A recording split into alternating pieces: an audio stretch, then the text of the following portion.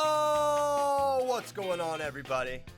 Welcome to episode 548 of FloWrestling Radio Live. I'm your host. I am back. I have returned, Christian Piles from the hills of Virginia, now here, back in Austin, Texas. To my right, Stephen Kyle Brackey, Ben Funky Askren, the new hipped Ben Funky Askren. Been thinking about you, buddy. How you doing?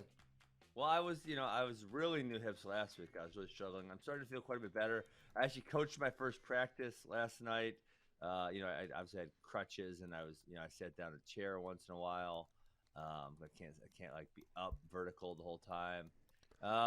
But everything, so far so good. I don't really have any complaints. I feel much better than I did prior to the surgery. I'm a little worried you're going to ditch these crutches way too prematurely. and Well, the doctors want me to wait 6 weeks, Christian. That is quite a bit of time. It's a long time. Yeah, that's a long time. But you were contemplating ditching them like last week when we were texting. You're like, yeah, I'm going to get rid of this. Not me. I would never do that. People are listening. Don't tell my doctor this. Does everyone know your doctor? Someone's going to tattle on me. Yeah, well, please follow the medical advice. That's just a general PSA to all of you. If your doctor says to do something, it's probably best to do it. Or get a second opinion until he says something you actually want to do. Sure, that's fair. That's other medical advice. But it's going well. I'm happy. Happy it's done. Hopefully just going to keep healing, getting better. And, everything's great. I hope that you get younger every day. While I was gone, everything decided to happen.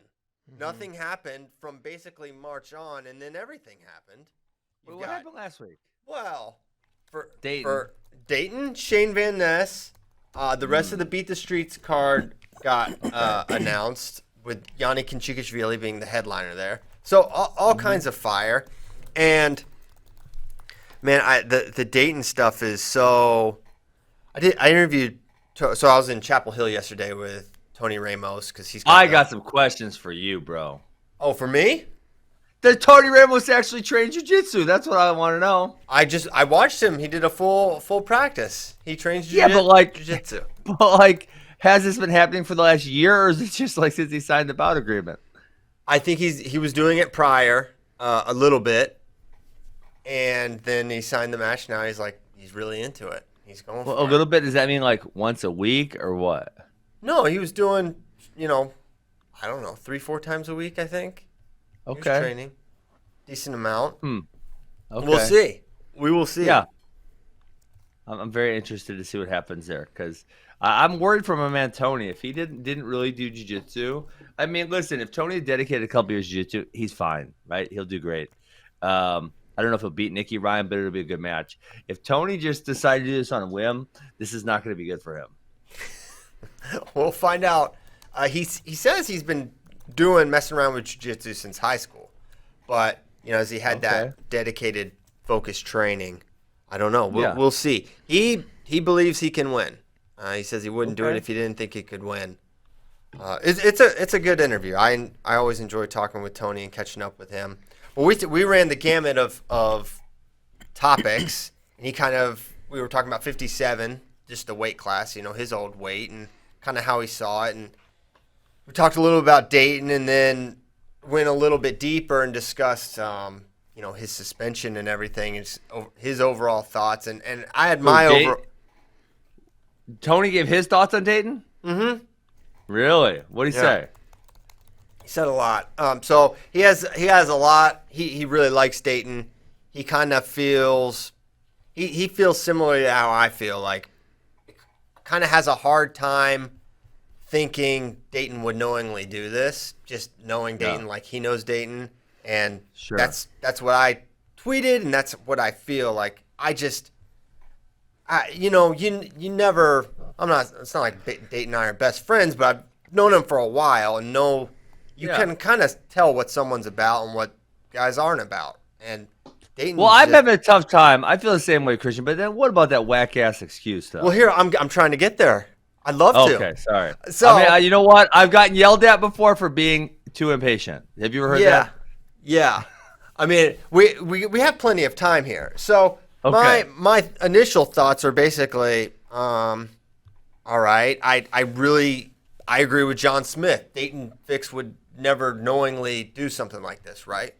But then there's just these other things around it where I'm like, that makes it really hard to just assume innocence across the board for everyone involved. Yeah. Right? And so one that one of the things that really sort of sticks out to me is like, okay, he tests positive. Oh my gosh, not good. And they're kind of all like, they're in disbelief about it seemingly. Like, how does this happen? Yeah. And they send off all his supplements, right? They all come back fine.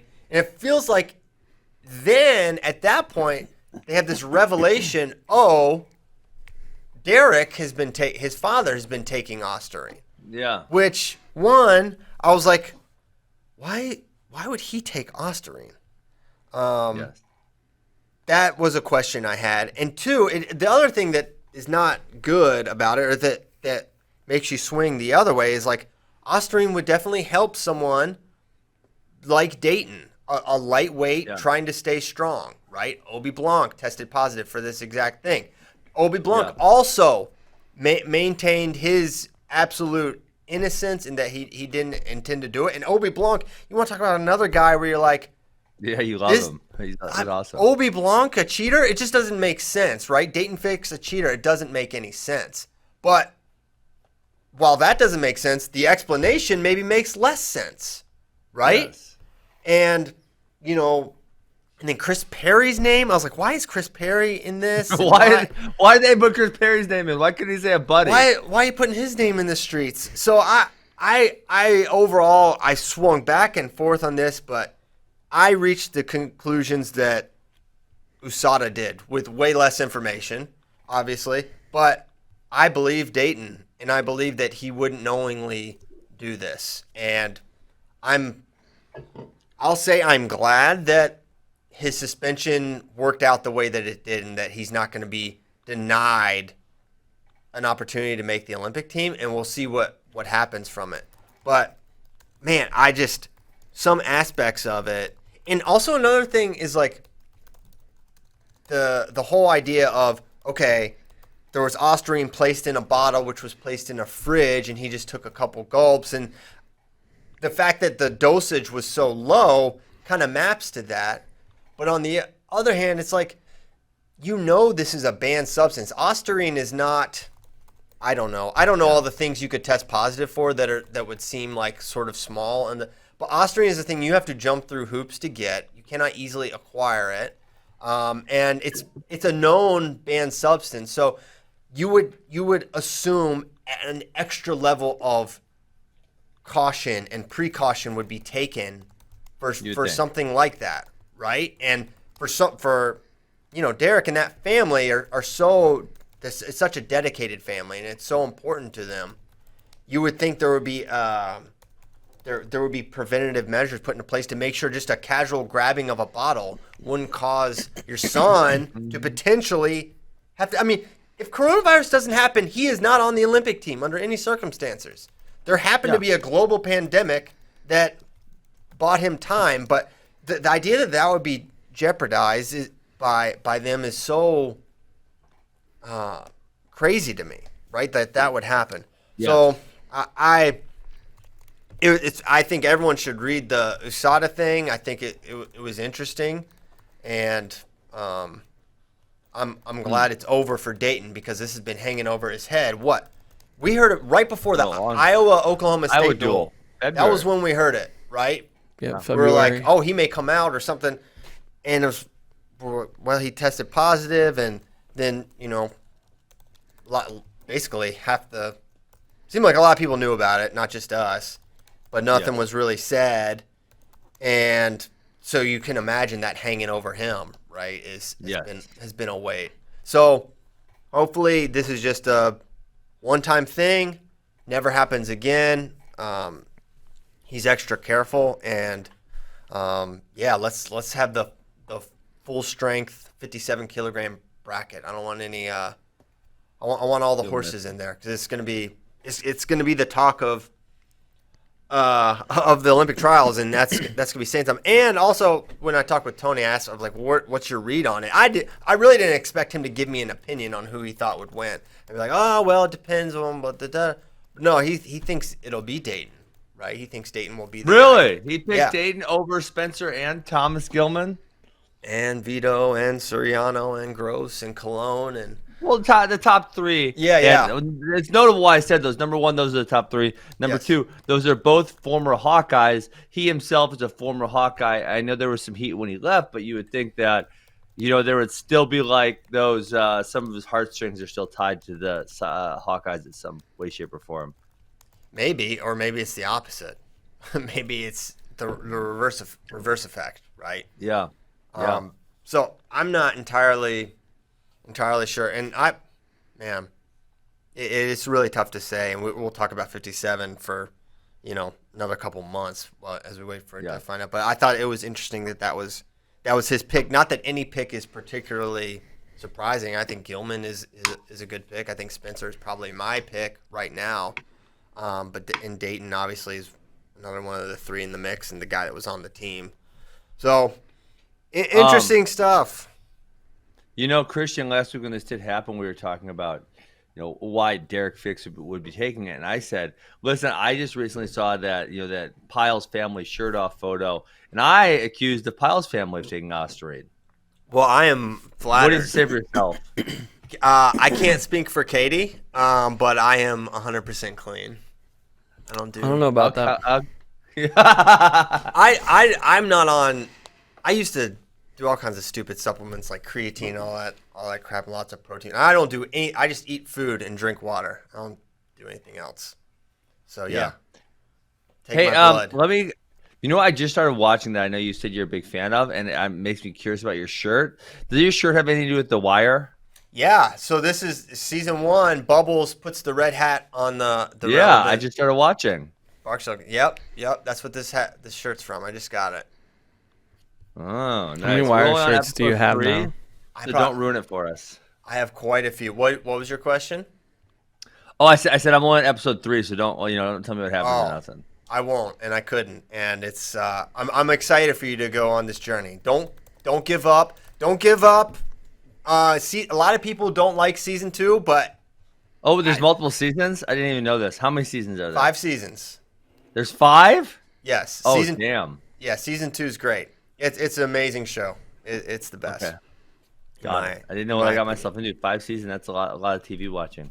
Bubbles is one of my probably one of my favorite characters. Bubbles is like the drug addict that puts the hats on people. Yes, he's got it. Yeah, and an informant as well.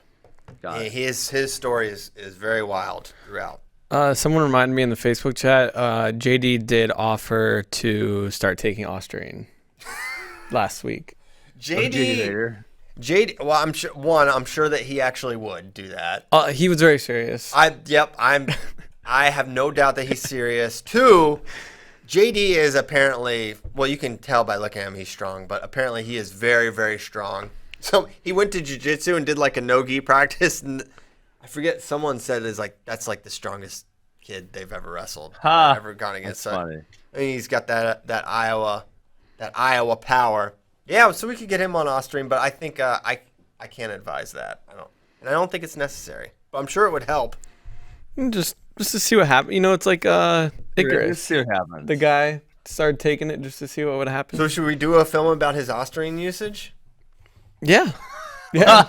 All right, see what happens. What if he started? JD's really nice. What if he started like getting absolutely? It's not like steroids, is it?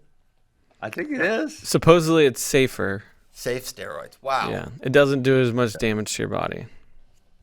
Allegedly, but there's also like not hardly any study about it. Right, which is why it is illegal. Okay, so this could be a pretty saucy show. Hey, I forgot. You know what I wanted to start the show with, Christian? That I totally blanked on. Well, okay. You're back. So first of all, we were worried you got fired because I might have told everyone that. You might have told everyone I was out. Well, I said you're either on vacation or you got fired because of Metcalf. Yeah, we weren't sure, and that we would find out on Tuesday. Well, actually, both happened. I had to fight to get my job back. I had to go through an entire HR process, and I said you have to at least wait till October to do that. That was the deal. and is not October. I know Ben tried to change the date on air to September 9th. He was like, "No, we said September 9th." That was what Christian said originally. Yeah, but there was never any high stakes around that. That was just a theorized date. Now we know it's going to be September 23rd. Well, we made up some high stakes now. September 23rd. Christian told me on Twitter, it's coming out. It's coming out. Your job's on the line. Yeah, it's going to happen. How sure are you? How sure? I'm 100% sure. 100. Oh, so he's definitely getting fired if it doesn't come out September 23rd. No, I still have till October, but it'll come out September 23rd. I love that the stakes are so high, and I literally have no control over this, other than just like, if worst comes to worst, I'll just put a bunch of Metcalf videos together and upload it and call it episode 1. And just because it's a bad film doesn't mean it's not a film, and I'll just narrate over it. That's funny. That would be good. Yeah. All right, September 23rd. That's not too long, guys. That's 8 days. That is 2 Wednesdays from now. Dang, that is close. Mm-hmm. Bracky's got the trailer. Do we want to play it? Yeah, play it. We're not getting. We got a trailer. You guys were gonna withhold a trailer from me? Ben, the trailer's been out. The trailer's been out. We dropped it in like July. Yeah. What? The trailer's been out. It's been a while since people have probably seen it. Yeah. I don't remember this. Let's run it back. All right, run it back. Out of the gate, he was awesome. He was awesome. He had a high-level mentality, and not a lot rattled him. He's very crafty. He wrestles a hard pace, and he's going to be in your face, and he's got that tank. Brett Metcalf has done it. He was mean. He'd punish you in every way possible. He built a brand in 2010. It was the Brett Metcalf brand. He was tough. Maybe you can help me out. You got any black label boards? Nice to meet you. My name's Brett Metcalf, by the way. You know, I wasn't the type of kid where if I had a passion for it, like I just kind of obsessed with it. I see a strawberry, guys. And a double. 1, 2, 3. No. Hey! It's so hard to remember what moment hooked me in sport of wrestling. I think that the mano a mano, and that I have control of my destiny. Win or lose, I can always point at me. I'll tell you, both Metcalfs, Chase and his younger brother, are both tremendous wrestlers. Well, they talk about him maybe even being better than Chase down the line. Got a phone call, 7, whatever it was, in the morning from my dad. Tom called. I'm getting you the facts as quick as possible so you can intercept Brent. It wasn't like I was surprised. It wasn't like, how could this happen, you know? There were demons there. Brent was able to, be a rock for his family. Now, is it gonna crush me? I can't let it crush me. And that man, Brett Metcalf, a 3-time All-American. I've beat the best guys in the world, but it's not all about winning. I do a lot of camps and things, and kids are like, hey, you're a world what, this and that. I'm like, I'm not world anything, man. The guy who wrestled today wasn't really the guy who I am. Wow! Oh, that's too bad. You wrestle, whistle, whistle, period. It is what it is, but there is no respect once you do that, you know? When this thing was going down, we're like, are they seriously gonna do this? And then the whole thing at the end of the match, dirty politics. From Virginia Tech on, I was Tom Brands' guy. I was a Hawkeye for life. You roll tough! Keep it down! Keep it flat! When someone looks back at my career, I don't want to be the bad guy. You're not trying to scare people, but you're trying to reinforce the things that they already believe. I went in there with the purpose to go and separate myself from everybody. It was like send a message to the world that Metcalf's here.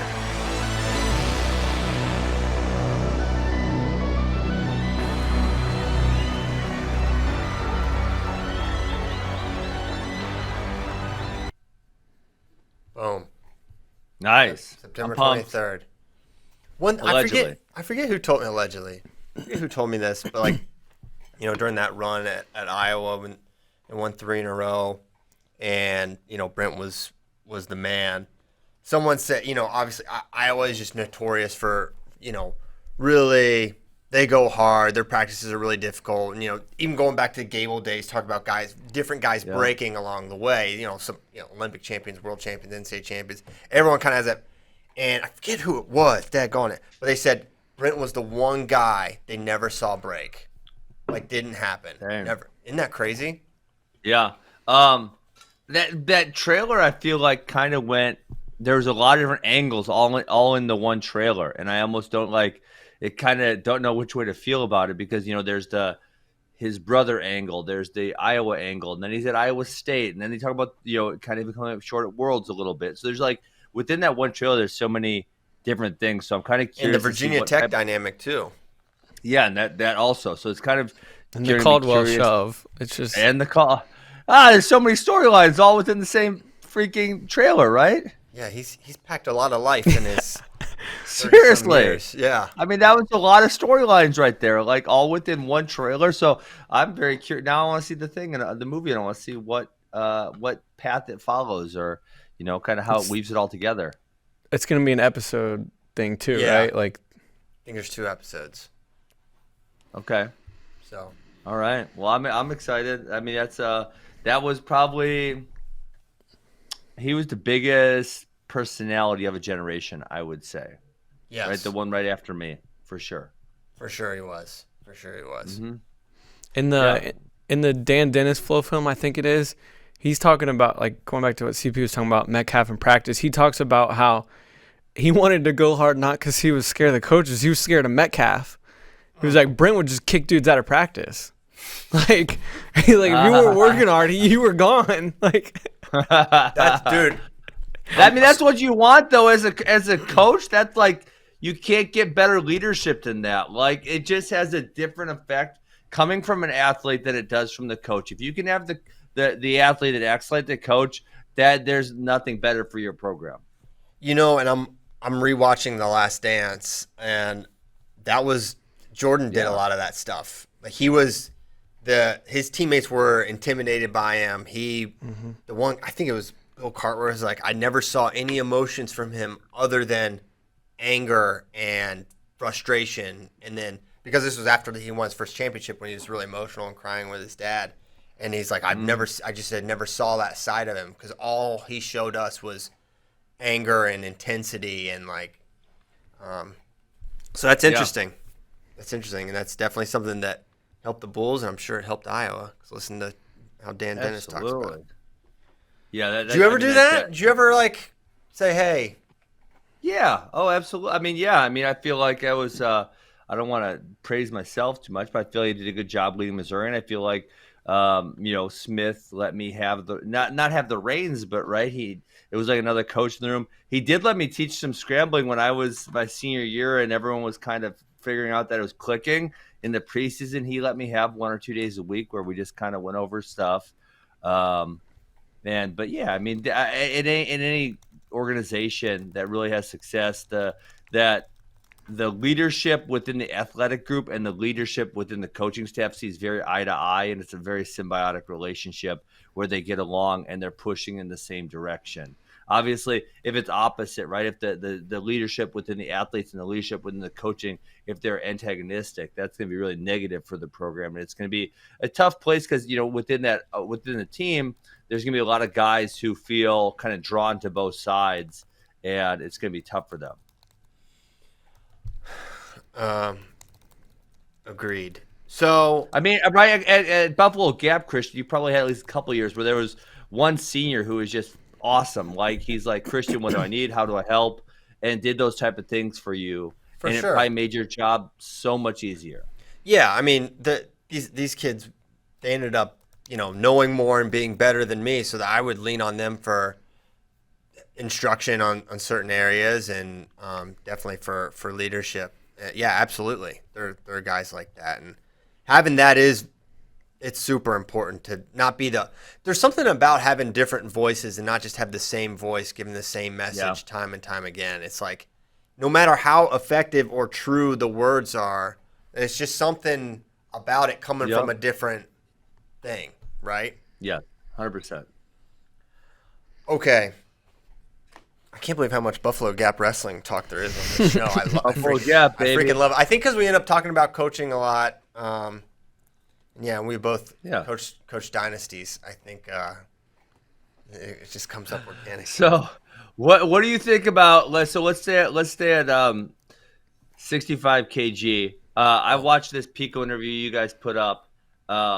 It it was very interesting. Obviously, that was Metcalf's bracket in 2016, where Pico made the finals against Molinaro. Metcalf was the number 1 seed. He lost earlier in the tournament. And, I enjoyed most of the Pico interview, and I think he's very mature for being as young as he is. I mean, let's remember I think he's either 22 or 23. He's not old. Yeah. And he's not a kid either. But I enjoyed most of it. The one thing I really didn't enjoy, or where I would have really pushed back hard if I was interviewing him, and I would have made him define what he meant, because what he said I didn't like was that the better man didn't win in 2016. That it was and he kept making this, I don't want to say excuse, but that there wasn't overtime.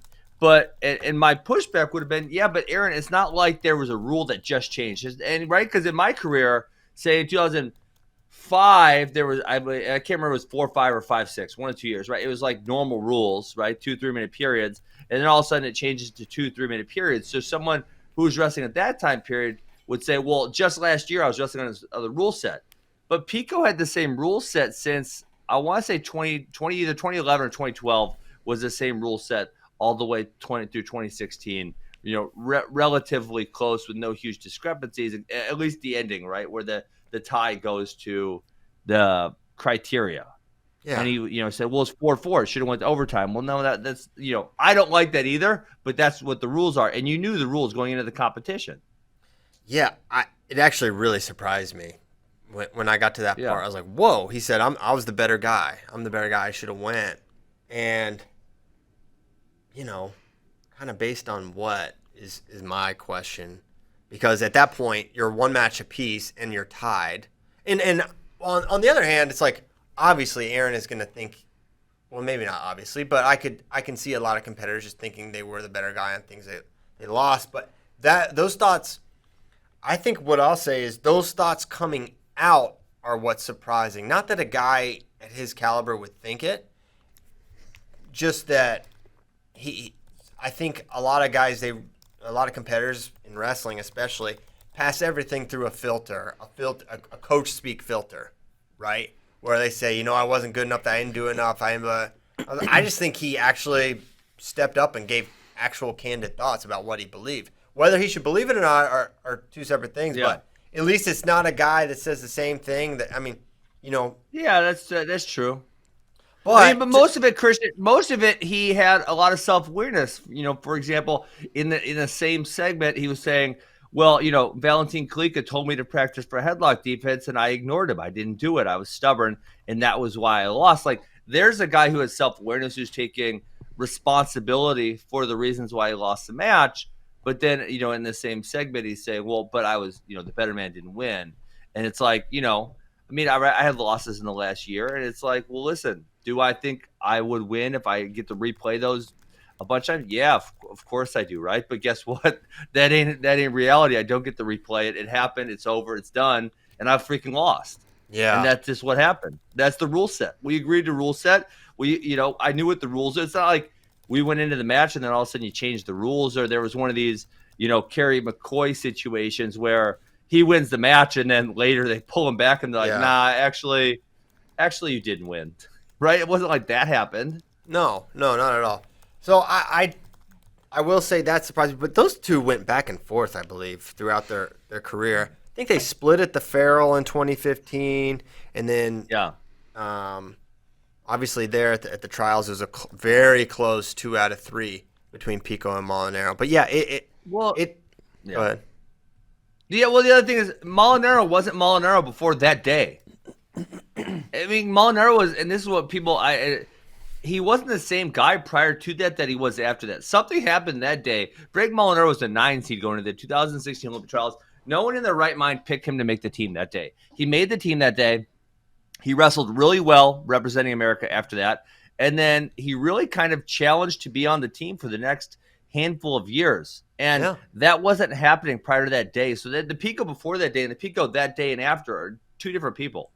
Yeah, but my point is, it's not like he smoked Molinaro twice previously. He beat him, right? Molinaro had beaten him in 2015, which late 2015. So, but for sure, we all know that Frank hit a new level. But yeah, I mean, well, we could get into a whole criteria thing. I've come a whole evolution. You love criteria. Yeah, I think it's great. I think it is good. I've come to accept it. I don't love it, but I accept it. You have to accept that it creates more action. That someone is always losing creates more action. And think about this, because we've seen what happens when things are tight and things are close, and when there's no criteria, they'll let it go to a ball draw, right? They'll play this controlled hand fight game.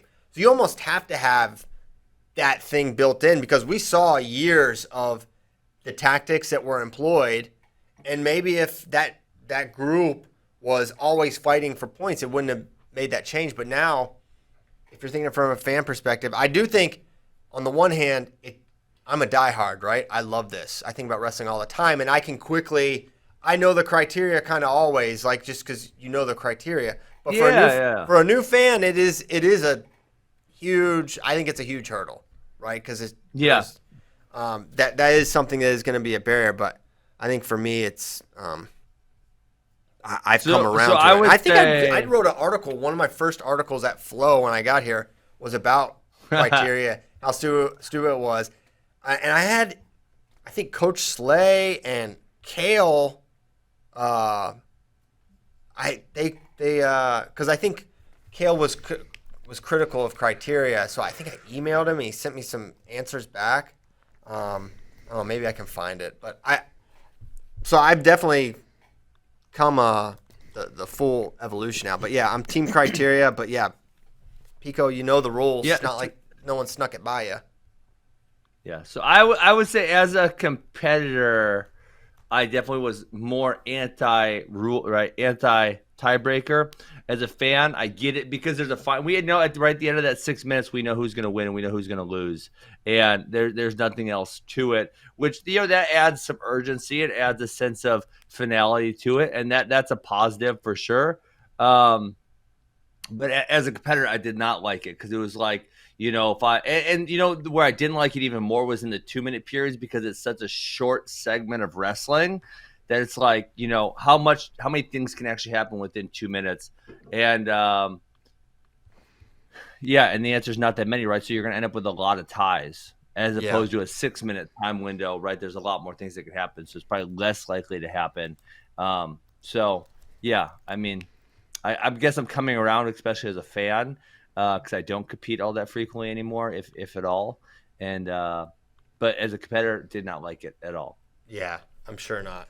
Okay, so when was this? Sometime yesterday, Jordan Burroughs posted a video of him doing some different kind of training on Instagram 23 hours ago, in fact. Mm-hmm. We're going to play that video real quick. Go ahead, Tyler, whenever you're ready.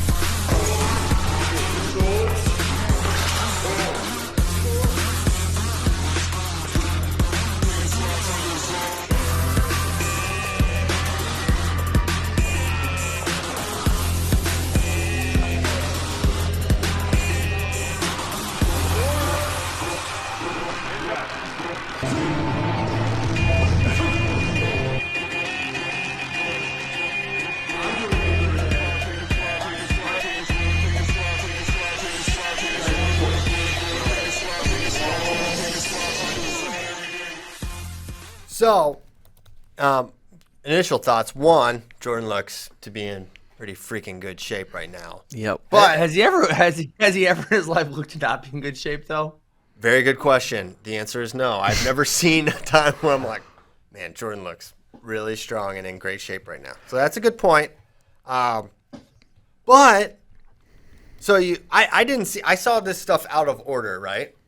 So after that was posted, Kyle Dake goes to Twitter and simply tweets a simple LOL.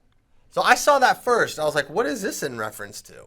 And then I go back and I can't help but feel like it's related to that video, and it's maybe similarities to functional patterns. I start reading about this WEC method, which is the... Well, that's I just Googled this. So it describes itself as innovative functional strength training, right? So functional strength training, functional patterns, and I don't know if Dake is LOLing because he thinks it's not good functional patterns training. Well, or we don't actually know that we don't actually know that the LOL is in reference. Because Kyle Dake could have made this a lot more clear, Christian, by just posting it on Instagram.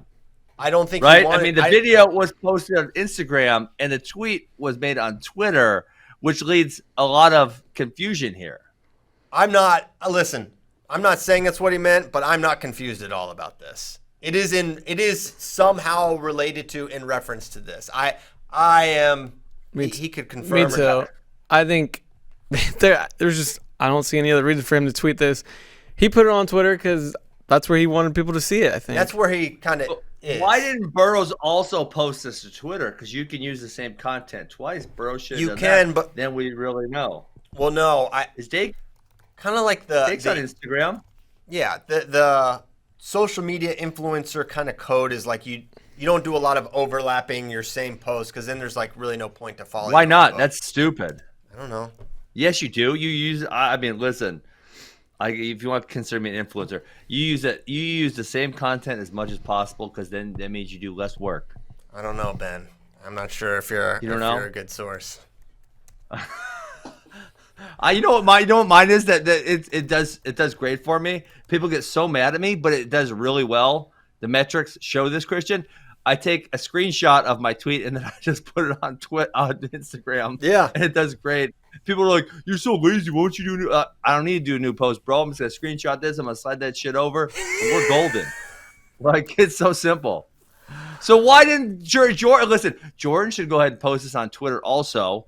And then we would have a real answer. It's just what people do with these videos nowadays. Yeah. They perform better for the most part on Instagram too, and that's where people are seeing a lot more content like this. So you're getting hung up on the wrong things. Well, I always want to know. Listen. I don't want to make a thing out of nothing. That's what I don't want to do. Right. So, at this point, it's very up in the air. I mean, to be fair, Kyle Dake made a thing out of nothing when he tweeted LOL. Yeah.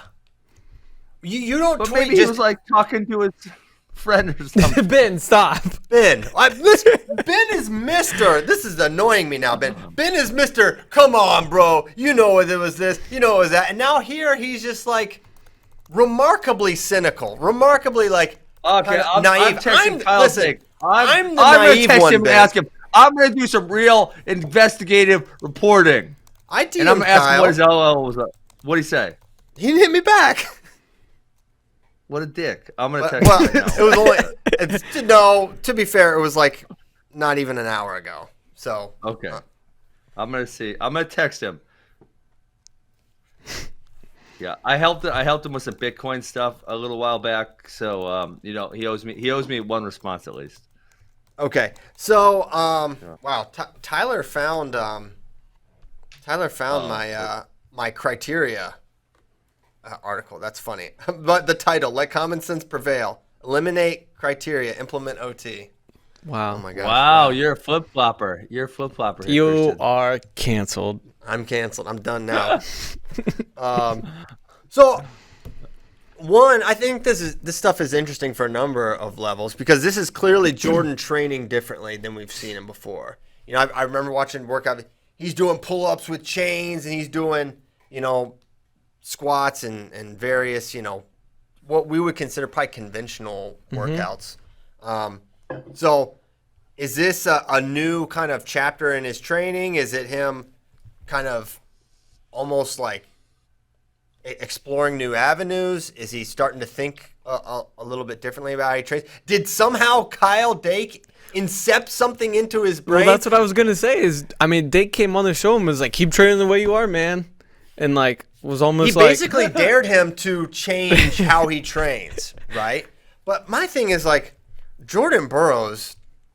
He's 7-1 against Kyle. Yeah. I don't think he is making decisions based on those recommendations. I think No. he'll train away until he feels like that is not the most effective way, and then try other things. But it is interesting very interesting. The reminiscence and nothing else, Ben. Okay, forget the LOL, since Ben just doesn't want to be presumptuous. We need to have the facts to know for sure why he randomly tweeted LOL several hours after Jordan Burroughs posted a functional patterns workout video. We're not going to connect those dots yet. Let's not even worry about that.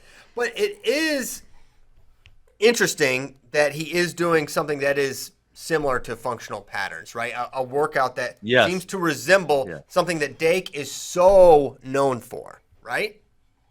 Yes, but you heard the problem when I tried to read up on functional patterns. I was genuinely curious after we had him on the show, whenever that was, I don't know, April, somewhere around there. And dude, it's hard to find real information on the functional patterns. Like, I want to know, like, what is this? Like, what do I do? How do I train this? And it was very challenging. I watched a lot of podcasts by his guy. What was that damn guy's name? Naughty? I don't recall. And Naughty, yes, him. And it was hard to find actual information on which exercises you do. They try to keep it a secret or something. Yeah, I mean, well, I don't know. There's, I guess, reasons for that, right? Like, there's a lot of money to be made in the fitness training industry, and if everything is out there, then you can't make money on it, right? So I think that's part of it. I'm sure there's a paywall you could hit, Ben, and you could probably unlock the secret. I think you'd have to go do the course. Actually, I think is what you probably have to do. Yeah, maybe maybe that'll be a part of your hip recovery. Would you consider it?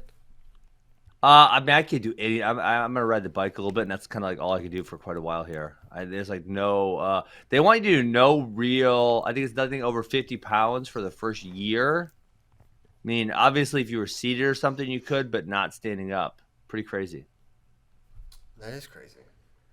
Yeah, I mean, that would be no wrestling, right? Because I'm wrestling my own size, and I picked them up. That would be more than 50 pounds. So we'll see. How much did you adjust your training as you got older? Throw out the injury part, because obviously that changed. I had the same strength and conditioning coach since 2011. I really like him. Got along with him. I definitely, as the end came near, I would definitely no heavy shit. Like, dude, that wrecks. It makes me hurt, So no heavy stuff at all. So that was definitely the last couple of years. Now though, my back pain is kind of gone. So I did my hip surgeries. Now I'm wondering if all the pain was more in relation to that than it was into me just getting older. So now I don't really know, and I probably won't know for a while. But I definitely at the end it was really limited with the heavy stuff that I would have done earlier in my life. Okay. All right. Any other thoughts on Jordan Burroughs' new training? Maybe it's new training. Maybe it was just one workout. We don't really know, but it was interesting. Yeah, I don't think it's a one workout thing because I don't foresee Jordan Burroughs using his social media to push the WEC method unless it's something he's doing on a very regular basis. That would seem far-fetched. I mean, maybe a little clip of him doing a workout, but not this is obviously a professionally produced. It's got the JB in the beginning, and then it's got the WEC method at the end. I feel like there's probably some type of partnership going on there. I agree. It would be funny if Jordan just went all in on functional patterns and just kept talking about how much it changed and how much better he is now. He's like, man, I am wrestling better than I ever have. I feel better than I ever have. But if you're Kyle Dake, you're like, oh crap, this guy's beaten me 7 times and now he's doing my thing. Maybe I shouldn't have been so brazen. But anyway. Kyle Dake would say it's not the right functional patterns. I'm sure that's what Kyle would say. Almost guarantee it.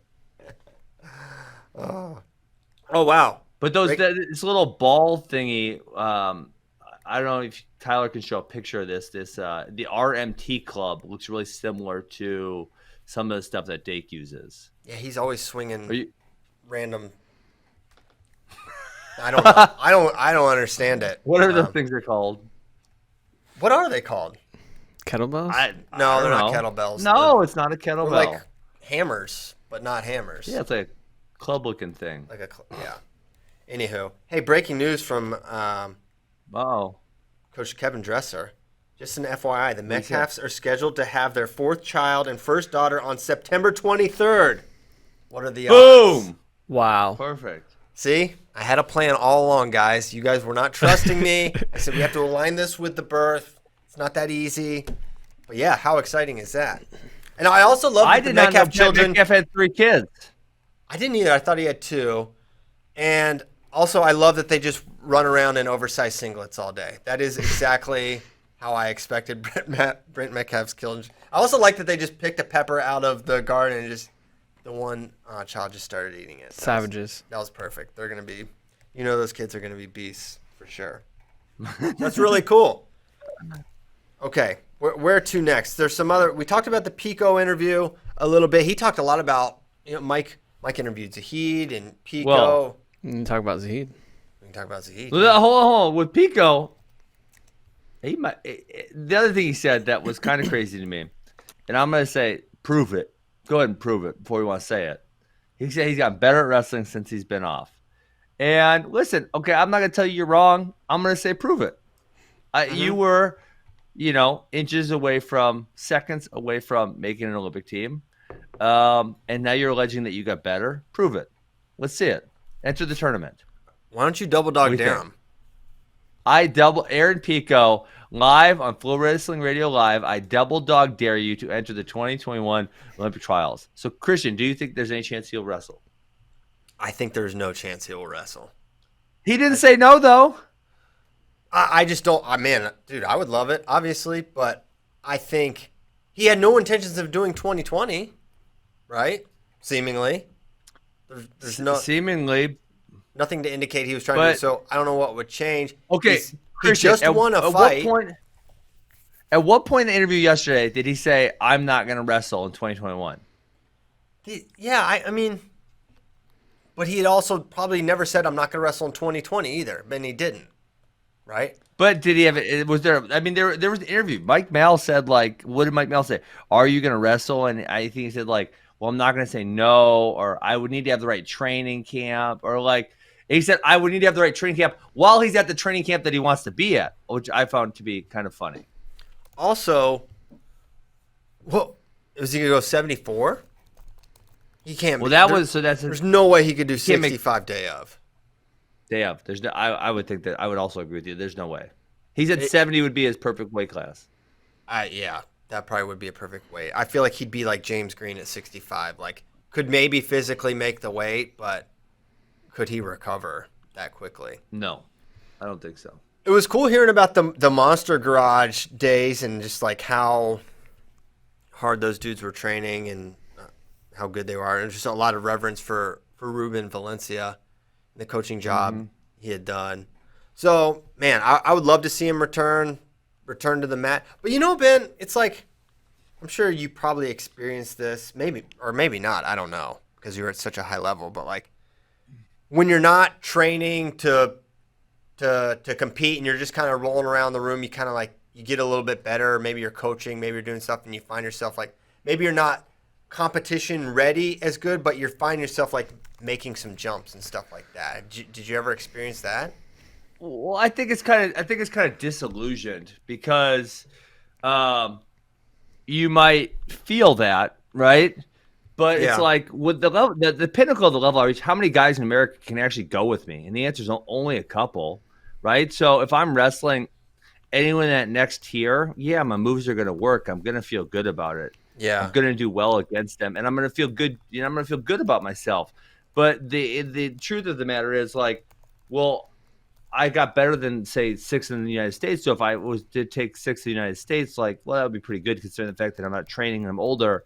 But that's not the level I was at. So saying I got better would be, that wouldn't be totally true. So has some of my technique changed and have I maybe improved it a few things? Sure. But could I compete at the level I previously could? And I think the answer to that is no. And I think once elite wrestlers get out of elite wrestling environments, they kind of almost forget how good they were. And they forget also then how good their competition is and what it would take to reach that level.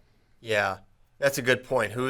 Aaron Pico not absolutely destroying that he's wrestling against right now? I mean, he's probably. Yeah, I mean, Jackson Wink, what world-class guys are there? Nobody. Yeah. Okay. Well, that was cool. And then Zaheed kind of discussed, his suspension and everything he was going through with his failed drug test, et cetera, et cetera. What were your initial thoughts from Zaheed on that portion of the interview, Ben? I didn't feel like he went real deep. He's young. I think he'll probably mature in his interviewing skills, but I feel like it was just a really like glance over it type of thing, and maybe not like going really deep into it. And then I also feel like there was not a lot of I don't know, remorse. It was more like, oh shit, I got caught type of thing, as opposed to like, yeah, I was doing some things I shouldn't have been doing, and I'm not going to do that again, right? I learned my lesson. And he kind of said that, but I didn't feel it. Okay. I disagree. I did. You disagree? Yeah. You felt it? I did. I thought he would. I mean, he didn't go into depth about what it was and like what exactly happened to lead the drug test, but he pretty openly said, like, I thought I could do all of these things and still be the best guy in the country and one of the best guys in the world. And he's like, and I was. He's like, but you can't do those things and pass the drug test and probably perform. I mean, he could probably be better than he was, even as good as he was, without doing that stuff.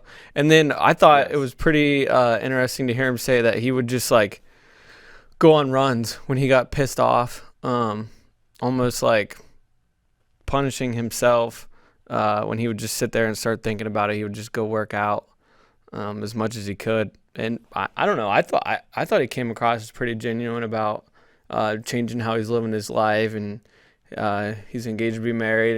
And in the full interview, he talks about Mark Perry getting there to Arizona and how he likes working with him. So I don't know. I believed him.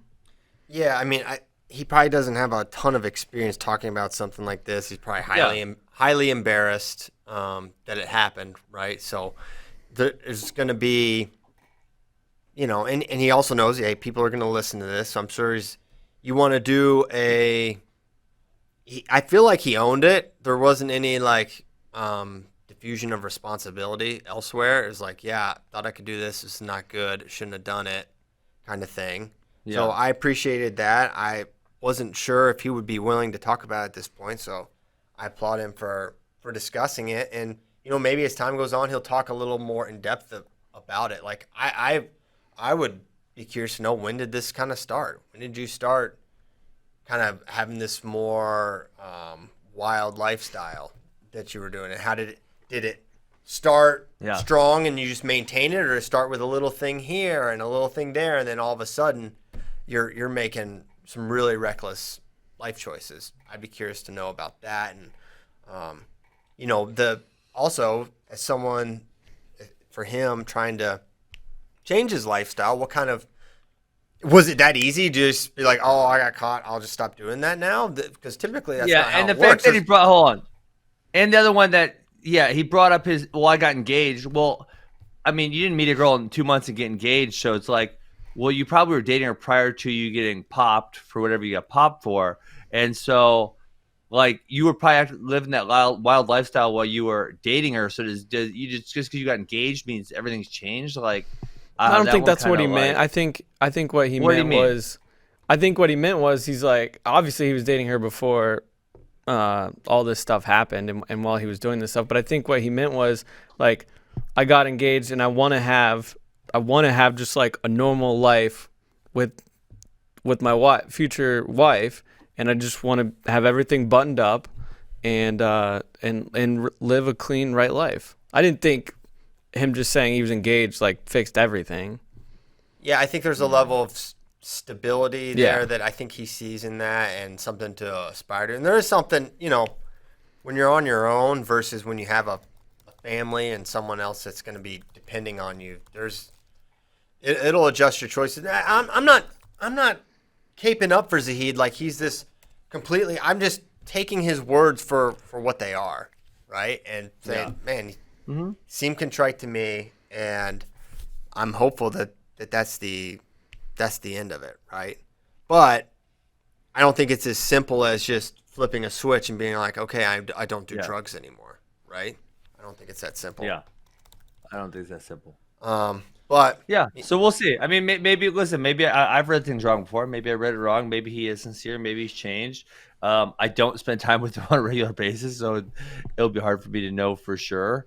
Obviously, unless he fails on a drug test, I won't really know. But that was just a feeling I got. Yeah.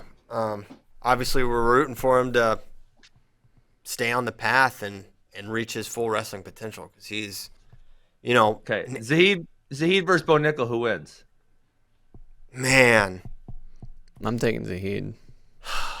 What? Really? You think that's crazy? I don't think that's crazy. I don't think he's lost to him ever. He's ridiculous. When was the last time they wrestled, though? It's got to have been a relatively long time ago. 2016. It was a long time ago. Yeah. I mean, he's still beating everybody not named Kyle Dake. You mean, that was David Taylor, because he's obviously going up to 86 kilograms. I'm talking about everyone he's wrestling. Yeah, him and Ringer went back and forth. I mean, you look at that match. I think it's a tough matchup for Bo Nickel. There's a type of wrestler that is a little more tough for him to wrestle. The guys that can wrestle from outside, from space, that don't need to be in the ties. Guys with speed. Jaden, a lefty single guys, right? Like Zaheed, lefty single. Jaden, lefty single. There's a template there, and while Bo reached the highest heights of college wrestling and won the Hodge Trophy, he got better. Zaheed was not a fully formed Zahid Valencia in 2016. That was his redshirt year, right? And then he got so much better beyond that. So they both have continued to improve. I think on the one hand, Bo has a size advantage and is insanely dynamic. And has gotten, has really improved. He's a U23 world champion, right? But I just think this one comes down to the matchup and preparation. And I think it's a coin flip match. I would probably lean Bo slightly. But if he came out and just like if Bo couldn't get his hands on him and Zaheed was just disappearing on singles and powerful double legs, that wouldn't surprise me. And I think Zaheed will, despite being smaller, I think he's going to have that pop still at 86, right? I think he's still going to be a powerful person. Now, is he going to run Bo Nickel over? Probably not, but he's fantastic, right? Yeah. So that's my read on it. I don't know. And then this kind of segues to Ringer Nickel, which is this weekend as well. How we see that one going. I think we talked about this 2 weeks ago when it got announced, but I wasn't here. You talked about but you weren't there. You talked about with Chael P. Sonnen. Chael P. Which he is out of control. Handful. Yeah, he's a handful. He yelled at me 4 times for not talking about his WUG event when we talked about it 5 times that show. He kept saying I wouldn't talk about it after we talked about it for a while. One of his little mind Did we ever talk? Me and you never talked about the WUG event, Christian, because I was gone for a week and then you were gone for a week. What was your overall take on it? I definitely missed the Tuesday show because I was on so many drugs. Because they put me to sleep, and they cut my hip off and stuff. So I think that was when you talked about it. I don't really even remember what you said. What did you say about it? Oh, what did we say? Well, that the Greco match was definitely not real. That was definitely not a real match. He did a good job of playing that off. Yeah. What was he saying? You were like, I just can't believe that somebody would throw an improviser like that. Like, doesn't seem very real. And he's like, yeah, it surprised me too. Yeah, but I think I said to him that the match wasn't real. But, no, what were my thoughts? I didn't like the cage personally. I enjoyed the event. I thought it was really fun to watch. I think Chael, I found myself like, How much am I enjoying this? Because I'm listening to Chael, and he's really, truly entertaining me from start to finish. One-man show. That's not that easy to do. But two, it was just so, I'm just so wrestling deprived, right? I'll watch anything. Yeah. I'm trying to think what the best match what was. did I thought you Colin think looked about really good. Yeah, Bert, you told me Berger didn't have a chance against McKenna. I remember we talked about the betting lines, and you kind of scoffed at me. What do you say for yourself? Listen, this is another one of those JV matches. I don't think I said he didn't have a chance. I probably said that I thought McKenna was a favorite. I think he said by a really long ways. Yeah, I don't remember. I don't remember that.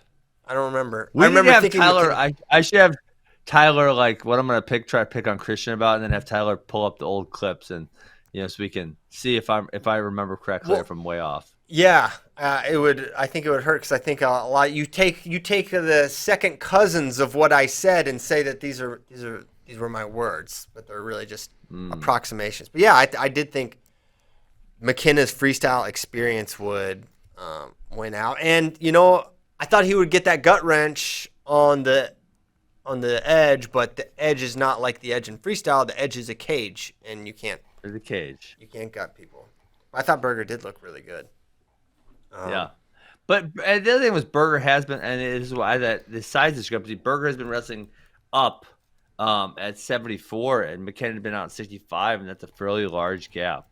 Yeah, no, it was. I think it played a role in it for sure because McKenna was able to get in somewhat later on, but had a harder time getting through. Okay, where was I going with this? Oh, I was going to talk about Ringer Bo briefly, and just that I think Bo matches up tremendously. I think Bo matches up great against Ringer. I think Ringer doesn't bring to the table the things that have typically made life harder for Bo, right? He's going to be able to tie up with him. I think size probably slightly edge Bo. I think diversity of offense edge Bo. I think strength and positioning you favor Ringer, but I just think it's gonna be tougher for him. Now maybe Ringer just shuts him down and is super solid. Like Jaden for how Jaden won that match, he proved a point that you can just shut down Bo Nickel's offense, right? And that was one thing he said he wanted to do, show hey, this is the best scorer in NCAA wrestling. I'm gonna show you can't score on me. So. So one interesting thing you said, well, you kind of mentioned it there, alluded to it, but is Dieringer loves underhooks. He uses quite a bit of underhooks, and Bo doesn't really mind people there, right? Where Bo would be in the overhook, and that could definitely create some fireworks. So that's a position I'm very excited to see how it plays out. I am too. I know you basically pick Ringer to win everything, but do you think he's going to win here? I think he's got a really tough time winning. He's coming up from 79. Bo's coming down from 92. No, I'm curious as to how it's going to go, but I would say I would lean towards Nickel. And then I think Nickel's call out should be Miles Amin, since Dieringer didn't get a piece of him. We'd love to see it. Are you in for that? Miles Amin took 5th at the Worlds. Yeah, I'm in for it. Okay, sweet. Are you serious right now? You're asking us if we're in for it? You poo-pooed Miles Amin. Yeah, you're the Miles Amin hater. Yeah, you're the hater. No, I want to see him back it up. Would you guys watch that? You scoffed at his ranking internationally? Yes. And I did not scoff. I just want Alex Dieringer to be higher. You scoffed at the fact that he was 5th in the world. Let's play back the tapes on that one. This is where we need the. This is where we Downey need the almost tapes. took 5th in the world for an embarrassment of how bad that side of the bracket was. He beat good dudes. Who? I mean, Miles? He beat Shabanov? Downey did not. What? What are you talking about, Ben? He had Pat Downey did not beat good dudes. Oh, Pat. Miles Amin did beat some relatively good people. Yes. Okay, got it. I thought you were saying Miles didn't. I was like, no, Miles beat some good guys. Shabanov, he beat the Cuban guy, right? Yes. Yeah, so he has some good wins for sure. Yeah. Okay. Now I really want to talk about this match. Yanni D versus Kinchikishvili. The battle of the ridiculously long and difficult to pronounce names unless you really know wrestling. What were your thoughts when you heard this got announced, Ben? It's a lot of fun. I'm totally in for it. I knew that the Kinch guy, I knew he was in America, so I knew he was kind of available for matches. What are you guys laughing at me for? Kinch guy? I don't know how to say his damn name. I'm not going to fake like I Kinchy, I know we how to told say you. it. Kinchy, okay, that's what I say. You're right. Yeah. I thought you said Kinch. Okay, Kinchy. No, it should be a great match. I'm excited for it. I always love watching Yanni wrestle because, probably to the dismay of his coaches, he seems to always be in these really close, controversial matches that go down to the wire. So I know it's going to be entertaining. I'm in for it. Even the Bajrang match was pretty close. Remember, Bajrang was really frustrated with how that match was officiated. He was so close to getting teched by Musakayev, too. That was awesome. That was awesome. That was all time. That was one of the great meltdowns in wrestling history, and predictable ones as well. I think those guys complement each other's strengths well. I think Kinchikishvili's offense. I'm wondering if he's going to try to work from control ties. He likes to get the wrists and go 2-on-1, but he can really wrestle and attack from everywhere. Kind of similar to Yanni.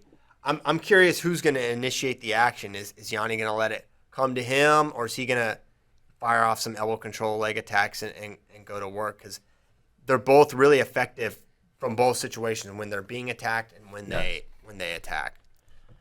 I think it's probably going to be a high-scoring match. Yeah, I would agree on that. I agree with everything you said there. I'm excited for it. So we what do you think about? I was going to say, we had our betting lines come out with Kinchikishvili a favorite, which was my influence. I think JD kind of thought Yanni would be the favorite there, but I kind of think Kinchikishvili should have the edge just based on his credentials, and Yanni coming off a loss to Joey McKenna. What are your thoughts? You are often discussing wagers. You know what? I don't know. Like, I'm just gonna say I don't feel like I have a good enough feeling to say who would be the favorite in this match. I'm gonna trust your judgment. I think it's a slight favorite. I think Kinchikishvili is slightly underrated here. And people act like that because he has not been winning Worlds and Olympics like he was at 57. He's not been trash. He won a World Bronze, I believe, since moving up. I think at 65. So, it's not like he's not coming home with hardware. And Yanni didn't make the team. And we haven't medaled there since 2006, so it's not like he's behind someone that elite. So I think it's Kinchikishvili. A slight favorite, but Yanni winning will be a surprise to no one. Who do you have favored in the gross match? I think Cologne is and should be the favorite, and I think neither guy should shoot. They should just look at each other. Literally, something else, because when Seth would shoot, and this is in the match I watched, he got like head pinched and chest wrapped, and then when Cologne would shoot, he would just get out scrambled, and the difference is probably gonna be parterre offense, because they're probably both they're both pretty good on top. But Cologne's so much better. Cologne is really, he's gut wrench. We talked about this on the last show. They wrestled twice in the 2017 Open. Yeah. So that was fun. Hey, the other matches this weekend I'm excited about is Bekzod versus Massa, and I know I'm not so high on Massa, and I know you guys. He obviously won the Open and beat Mackay. Do you think he can stay with Bekzod, someone who's had a relatively decent amount of success internationally? What do you think? For sure, he can stay with him. Can he beat him? Yeah, he can beat him. I think Massa can beat him. Really? That version of Massa can beat Bekzod. Now, okay. I don't know if that's necessarily my pick, but man, Massa is really, really good at freestyle, and it would not surprise me if he would win that match. But I think Penn State is just. This is gonna be a Penn State slaughter. All the Nittany Lion guys, I think I would pick them all to win. Every single match. Really? Yeah. Which match would you pick? Which match would you not pick a Penn State guy? Snyder Mock, Gilman Cruz. I mean, this is Nolf McFadden. Which one of these is going to be Other than the headliner. Well, I would think I would lean. Well, I guess Bexod. Man, yeah, I think you're right. I mean, there's no one. Yeah, I think you're right. Yeah, I think Massa, Bexod is probably in the headliner are probably the ones most in the margins. If I had to guess. Hey, I love this guy. This guy in the chat is trolling Bracky, and Bracky's getting mad. He better be joking. This dude asked for the Pico interview. He's like, "What are you guys talking about?" I replied to him directly with the link to the Pico interview, and then like 10 minutes later was like, "Is seriously no one gonna give me this Pico interview?" So I thought maybe he missed it. So I sent it to him again. I was like, "Come on, man! I replied to you the first time." And then like another 10 minutes later, he just said, "Can no one tell me where I can get this Pico interview that was being discussed earlier?" I think. Are you getting trolled? It's probably Andrew Space Burner. He's getting trolled. Just trolling with Brandon Prentice.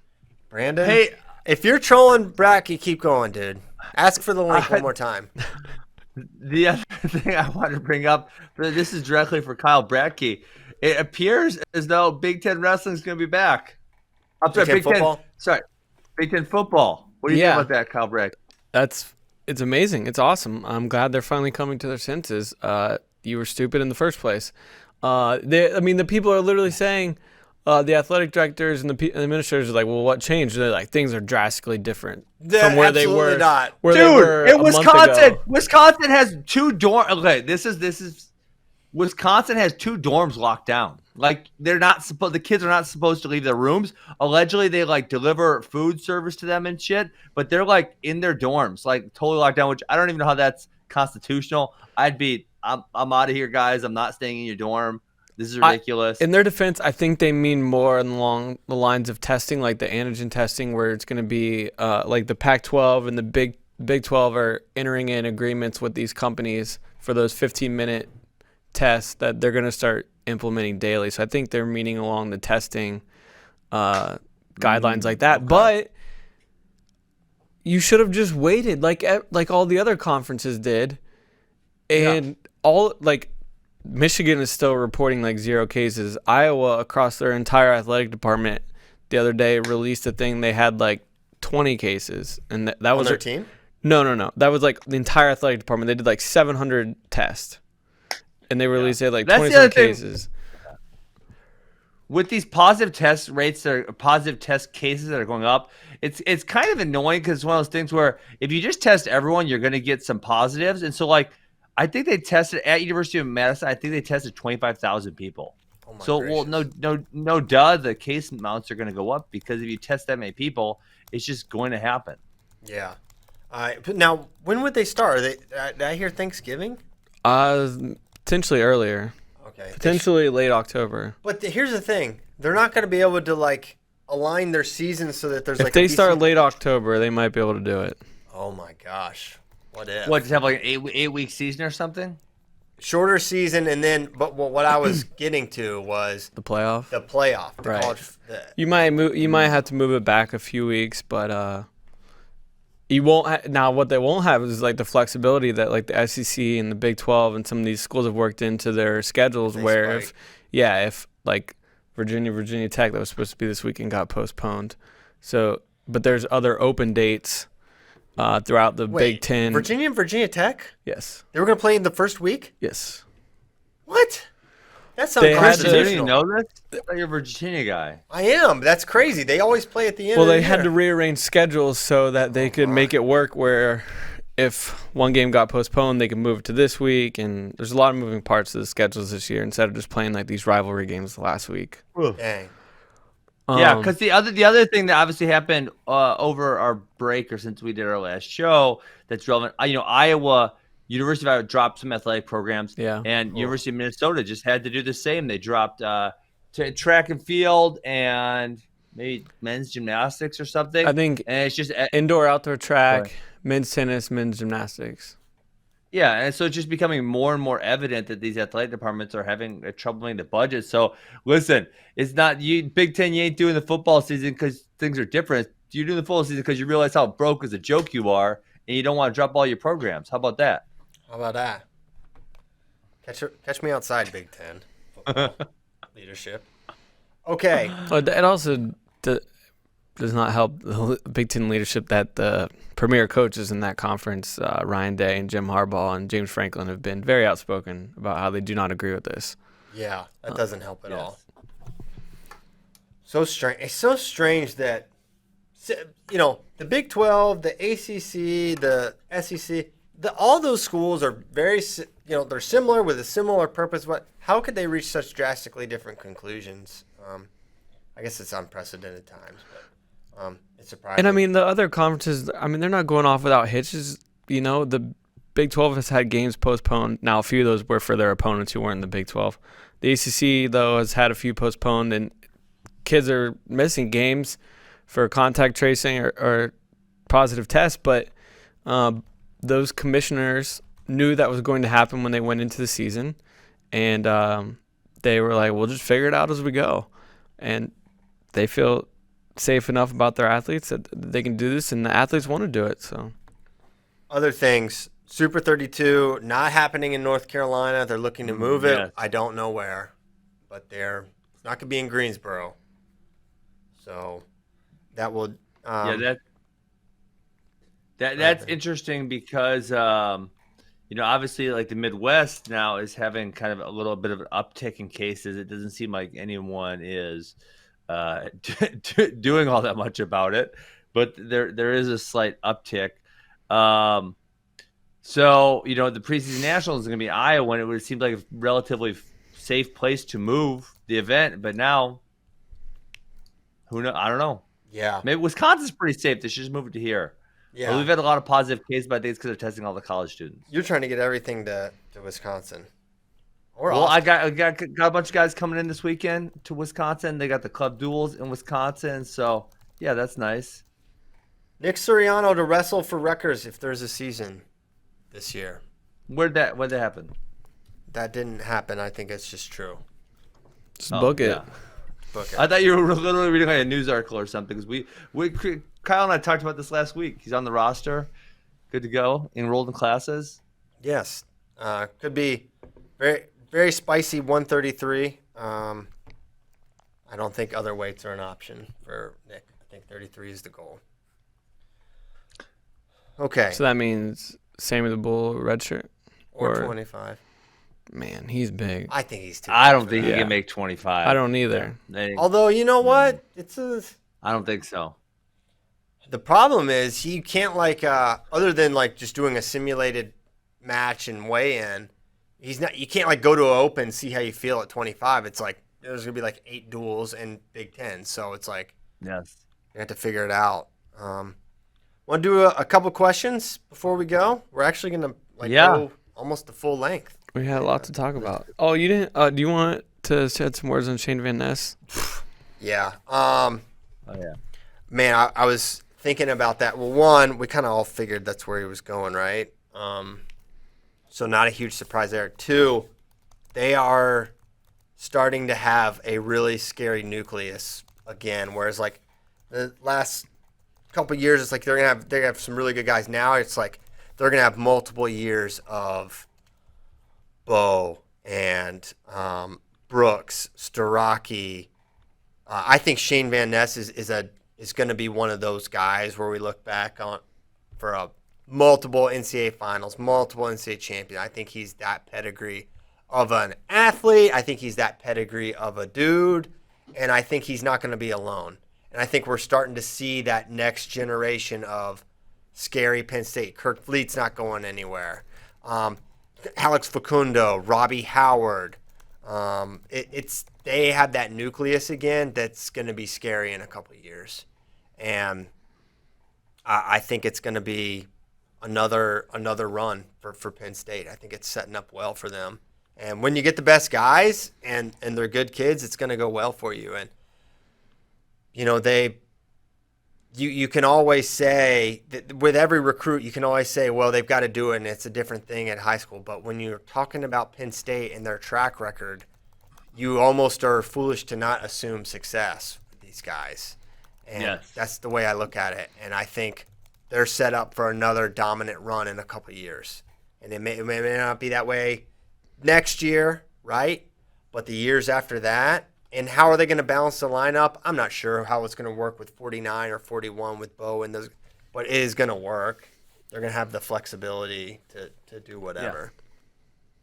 I mean, that was one of the initial things that I said. It feels like Howard Bartlett and Van Ness are all 33-41s, but I think Kyle said that Van Ness said he wants to go to No 49, way. Van Ness is big. Yeah. I saw him this summer. So they make it work. He's a good big, too. He's not like... Yeah, Nomad did the Schoolless article with him and Rodney at the end of April, and Rodney said, 49? I could see him getting bigger than that. Well, and that's what... apparently Rodney had a big growth spurt around this time when because he was around Shane's size and ended up being a 167 in college. So yeah.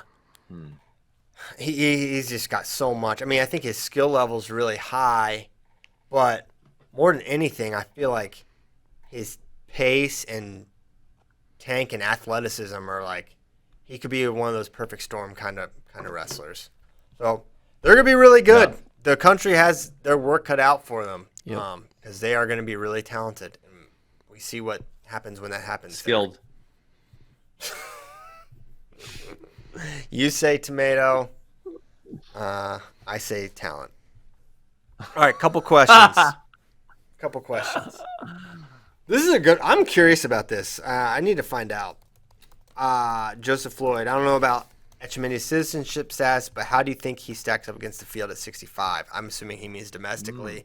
I'm curious, can he represent America, right? He was able to wrestle at Fargo and do that stuff. I feel like he said one of his goals is to do that, is to wrestle for the United States. He obviously can't wrestle for Cuba, right? But is there any sort of a transfer process he has to go through? Doesn't it take a while to get citizenship? I mean, you would have to have citizenship to represent America, and I think that takes, I don't want to say a long time, but it takes some time, right? Or is there a way you can do that without it? Because say like, are the Amines or those guys, are they citizens in other countries, or can they just wrestle for them? They are. They do have dual citizenship, I know. I wonder if Etchemindia coming here on asylum fast tracks him to citizenship, whereas if you came from England, right, and there's more of a process, or Mexico even, it could be a little quicker. I don't know. We could probably easily find that out. I'll try to have an answer for that tomorrow, Joseph Floyd. Okay. Okay, if Dake gets 10 seconds to turn Chael in a gut wrench, do you take the over or under? 10 seconds. Oh, I think